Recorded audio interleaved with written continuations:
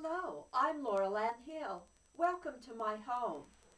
I'm going to read a short scene from my award-winning parable, Heroes Arise. Gundak, a Cran, and his human ally, Ramar, are on a mission of vengeance against their enemy Tar.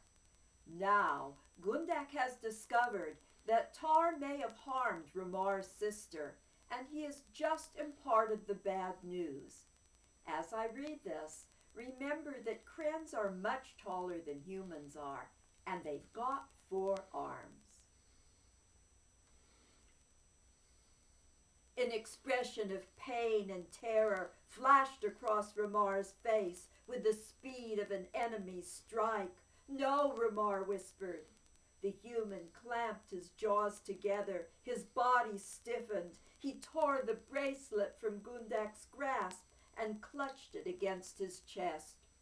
Gundak reached for Ramar. The human, crying, raised one arm across his face and twisted to escape. Gundak grasped him with all 4 hands, careful not to dig claws into flesh. He pulled the human against him, feeling the throb of his chest, the hot face pressed against his belly. A long wail erupted. The mountains echoed his agony. "Don't fear me, brother," Gundak said, "or my gift of perception." Gundak shifted his hands, one by one, until his arms encircled his ally and held him fast. Ramar no longer struggled. "I want to kill Tar 10,000 times." The human's chest heaved against Gundak's thighs. Human sweat grew pungent, even stifling. His small, miserable body shuddered. "Oh, Gundak," he whispered, his voice hoarse, "such dishonorable thoughts fill me and corrupt my very heart." Gundak stroked the back of the human's head, feeling the coarse texture of his hair and reading the inner chaos he projected.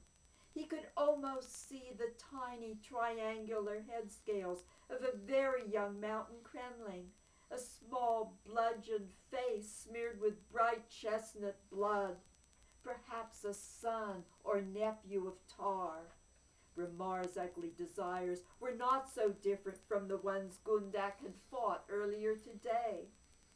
"We wage our deadliest battles," Gundak said, "against ourselves." "But what if I lose," Ramar said, "if my actions dishonor desert Crans and water becomes sand?" Water turning to sand is a metaphor for disaster.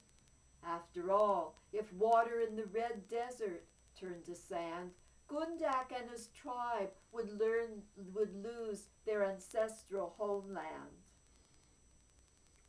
And that could happen if the gods were angered, if Ramar and Gundak behaved dishonorably.